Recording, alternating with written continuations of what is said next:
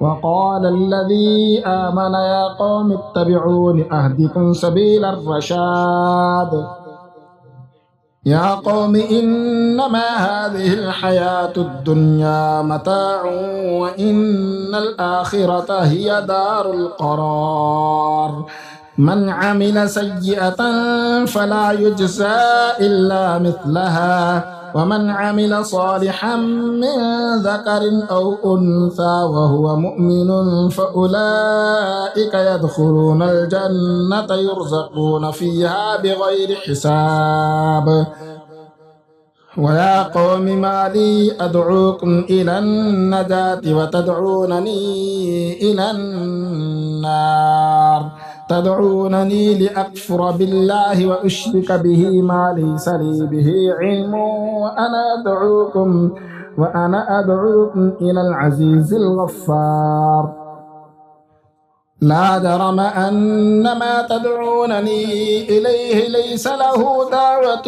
في الدنيا ولا في الآخرة وأن مردنا إلى الله وأن المسرفين هم أصحاب النار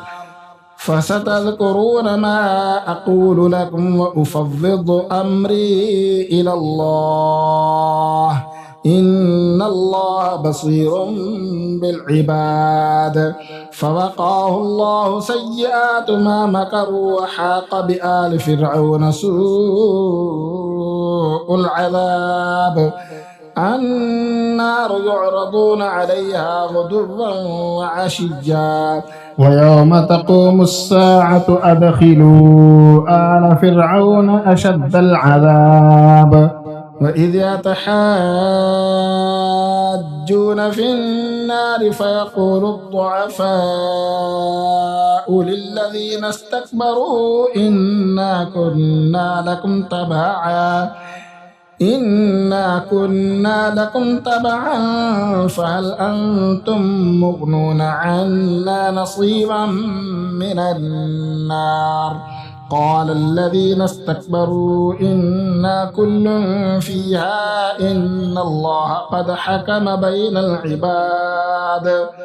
وقال الذين في النار لخزنة جهنم ادعوا ربكم يخفف عنا يوما من العذاب قالوا أولم تك تأتيكم رسلكم بالبينات قالوا بلى قالوا فادعوا وما دعاء الكافرين إلا في ضلال